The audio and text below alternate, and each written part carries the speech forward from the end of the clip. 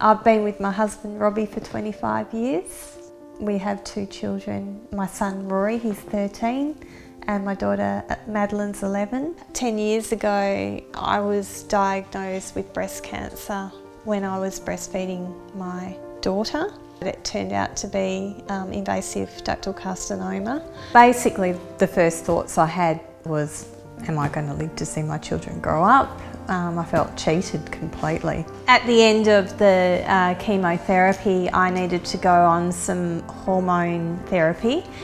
And at that point in time, I was offered the opportunity to go into a clinical trial. When it was offered to me, I realised that I was going to be able to not only have the best medical help and treatment that was available at that time, but I was also going to be assisting the researchers. And that was a really big thing for me at that time, because what I was thinking about was having a future. And it wasn't all about me, that future. The future was about my children and my family, and also people that I'd met throughout my cancer journey. Basically people I'd met in treatment rooms, in chemotherapy, in support groups, and we were all in the same boat.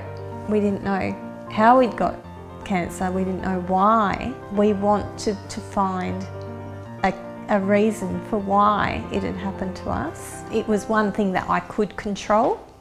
I could control being proactive in helping people and helping myself.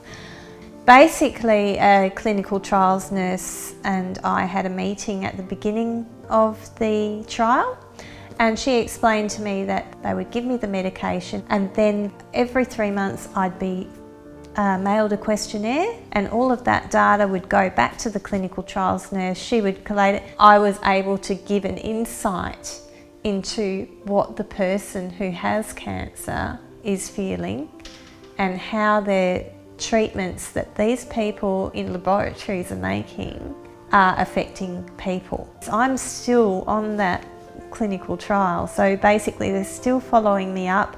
So I have a 10-year relationship with my clinical trials nurse. She's just amazing. She and I talk about what's been happening with me, how I feel about it. So it's almost like having your own private counsellor who actually understands you and understands what you're going through. And I'm just looking to the future for hope. You're actually not just helping yourself, you're helping lots of other people who are in the same boat as you. You're helping their brothers, their sisters, their mums, their dads, everyone in the community. And we wouldn't be able to find a cure for cancer if we didn't have these people who put themselves out there to be studied or to be involved in clinical trials.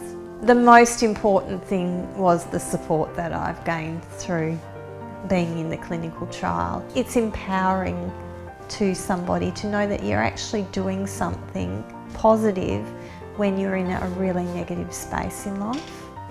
I just want to help, I just want to do something. I didn't want to own the fact that I was a cancer survivor before, but now I'm like, I'm a cancer survivor and I can do this and I want to help.